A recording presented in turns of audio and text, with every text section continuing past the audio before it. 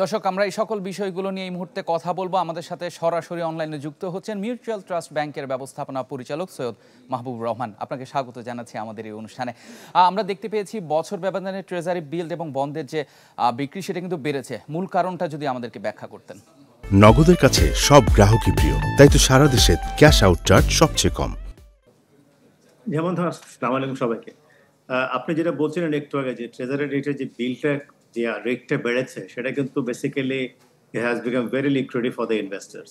এবং আপনি দেখেন 3 মাসে এখন 11.6 দিচ্ছে, 1 বছরে 12% দিচ্ছে, যেখানে ব্যাংকগুলো দিচ্ছে 11, 11.5।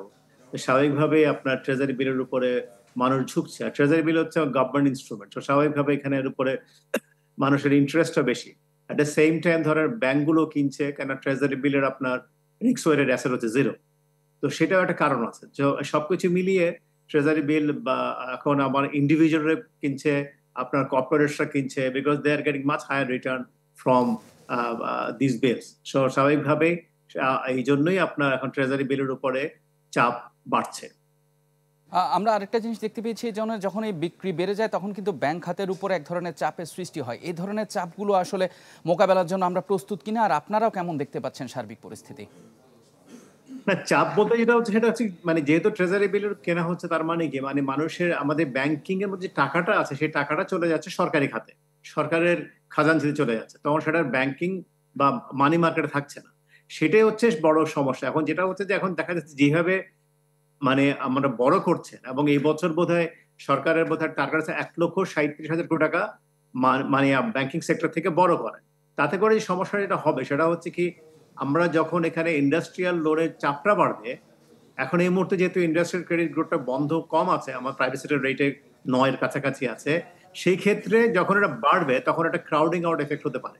তখন হবে কি, আমরা ব্যাংকগুলো তো এই আপনার যে প্রাইভেট সেক্টরের ডিমান্ড যেটা আছে সেই ডিমান্ডটা হয়তো আমরা মিট করতে পারবো না। সেটা আলটিমেটলি আমাদের ওভারঅল গ্রোথে গিয়ে ইম্প্যাক্ট করতে হবে। এই বছর আপনার প্রাইভেট সেক্টর গ্রোথের জন্য বাজেটে প্রায় 27% ধরা হয়েছে, যে প্রাইভেট সেক্টর গ্রোথ বাড়বে ফ্রম 23% থেকে 27%।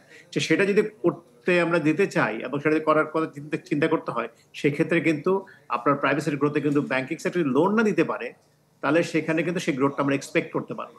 এর বহুমুখী ইম্প্যাক্ট আছে। সার্বিক মিলিয়ে যদি এখন যে ধরনের চাপ ব্যাংক খাত অনুভব করছে, আপনারা কি মনে করছেন এই খাতে সার্বিক উন্নয়নের জন্য আরো শক্ত পদক্ষেপ নেওয়া উচিত? যেটা হচ্ছে এই মুহূর্তে কোনো চাপ নেই, যেহেতু এই মুহূর্তে প্রাইভেট সেক্টর গ্রোথটা নেই। তো এই মুহূর্তে সরকার যেটা বড় করতে তার জন্য যে আমাদের খুব চাপ হচ্ছে তা না, কিন্তু সামনের সময় সেটা হতে পারে। এই জন্য আসলে যেটা করা উচিত সেটা হচ্ছে যে গভর্নমেন্টের তো রেভিনিউ আপনার মোবিলাইজ করতেই হবে।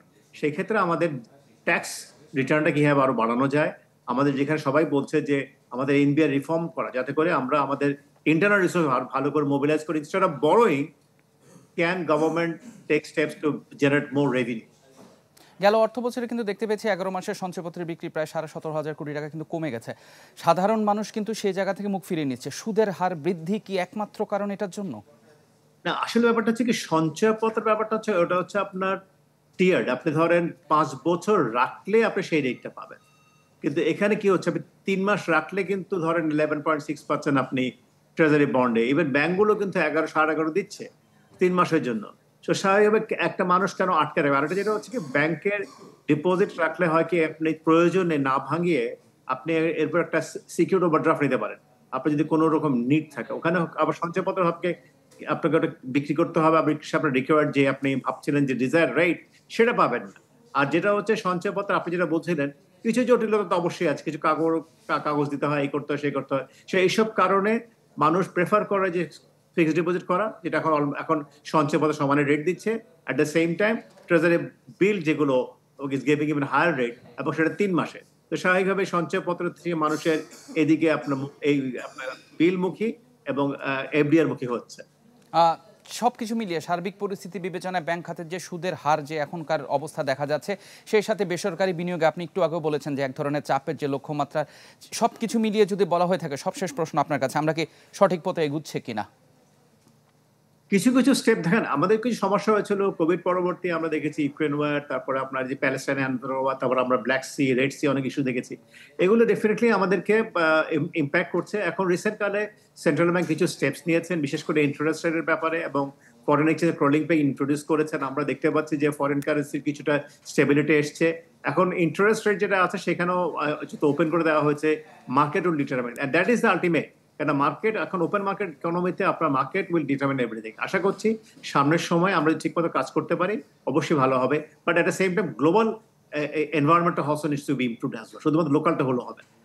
সৈয়দ মাহবুবুর রহমান, আমাদের সাথে যোগদানের জন্য ধন্যবাদ। আপনি যে আশাবাদটুকু ব্যক্ত করেছেন, আমরা আশা করছি সেই আশাবাদটুকু নিয়ে বাংলাদেশের ব্যাংক খাত আরও অনেক দূরে এগিয়ে যাবে। দর্শক, আমাদের সাথে সরাসরি যুক্ত হয়েছিলেন মিউচুয়াল ট্রাস্ট ব্যাংকের ব্যবস্থাপনা পরিচালক সৈয়দ মাহবুবুর রহমান। বন্ড এবং যে ধরনের কার্যক্রম চলছে বিক্রিতে অর্থাৎ ব্যাংক খাতে, সে বিষয় নিয়ে আমাদের সাথে উনি কথা বলছিলেন।